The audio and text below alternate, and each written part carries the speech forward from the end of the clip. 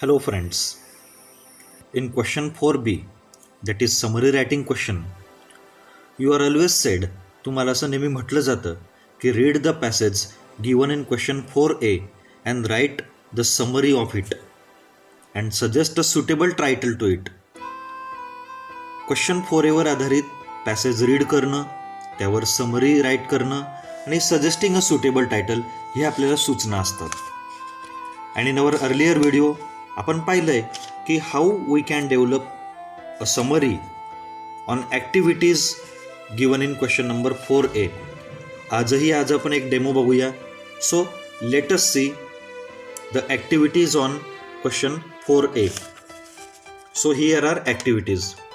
Friends, we have already answered these activities. A1 activity, that is complete the sentence by selecting from the alternatives. The first answer is forest supply timber for the railways. Second, Van Mahotsav is celebrated for a week in July. Forest cover 1/5 of the country's land area. And the fourth one is the philosophers had their ashrams in the forest. In this way we completed this activity. But we will make use of this activity. ह्या ॲक्टिव्हिटीचा आपल्याला summary रायटिंगसाठी वापर करायचा आहे. नाव ही झाली A1 activity. Now like this A2 activity असते, तिचाही आपल्याला वापर करायचा आहे. Friends, we have already attempted this activity. ही ॲक्टिव्हिटी पण आपण अटेम्प्ट केलेली आहे. Now read the passage and complete the table. आपण कशी अटेम्प्ट केलेली आहे? युजेस ऑफ फॉरेस्ट हे first title and second title effects of deforestation म्हणजे जंगलतोडीचे परिणाम. युजेस ऑफ फॉरेस्ट आपण उतार्यातून आन्सर केलेत. युजर्स ऑफ फॉरेस्ट काय आहेत की forest are important sources of natural wealth. They cover the 1/5 of countries land. They supply timber for railways, buildings and furniture making. They also supply fuel for cooking and bamboo for paper making. They also supply medicinal herbs. These are the uses of forest. हे uses of forest हे आपण activity A2 मध्ये केलं आहे. And regarding effects of deforestation. Effects of डिफॉरेस्टेशनमध्ये आपण काय पाहिलं की deforestation causes soil erosion, sudden floods and global warming. So friends, हे आपण ऑलरेडी आन्सर केलं आहे. आता हेच आपल्याला समरी रायटिंगसाठी युटिलाइज करायचं आहे. आता इथे आपण एक गोष्ट टाळू शकतो की जे सेंटेन्स वारंवार रिपीट होतात. आता काही सेंटेन्स असे आहेत, काही आन्सर्स असे आहेत की जे ॲक्टिव्हिटी A1 मध्ये आलेत. For example, forest supply timber for the railways हा यूज ऑफ फॉरेस्ट आहे. Then how much forest is covered हे पण रिपीटेड लाईन असेल. तर काही ज्या लाईन्स रिपीटेड असतात ते आपल्याला एकदाच घ्यायचे असतात. तर ॲक्टिव्हिटी A1 आणि ॲक्टिव्हिटी A2 या दोघांचं मिश्रण म्हणजेच काय तर एक समरी रायटिंग. तर चला तुम्हाला एक समरी रायटिंगचा मी एक नमुना दाखवतो. Here comes your summary. आपण बघा, ॲक्टिव्हिटी A1 आणि A2 मधून काही सेंटेन्सेस जे वेगळे आहेत तेच निवडलेत. For example, forest cover 1/5 of countries land हे A1 मधून निवडलं आहे.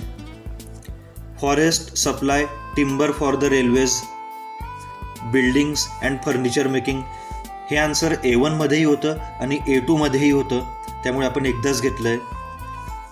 Forest also supply the fuel for cooking and bamboo for paper making हे A2 मधलं आहे, म्हणजे uses of forest.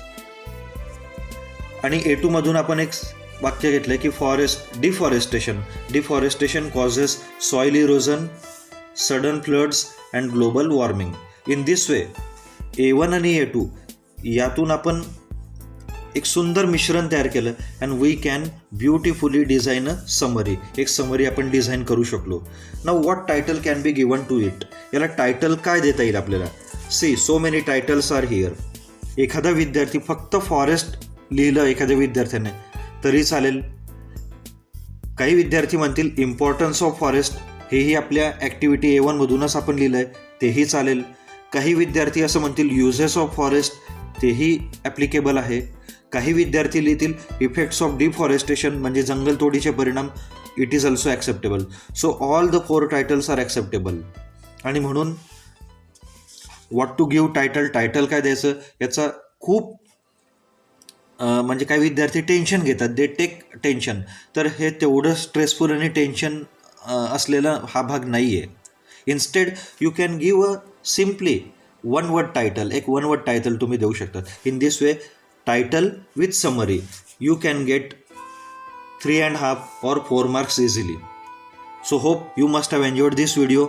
Please share it to your friends and tell them to subscribe to my channel, and do contact me if you have any queries regarding this. So that's all for today. Thank you.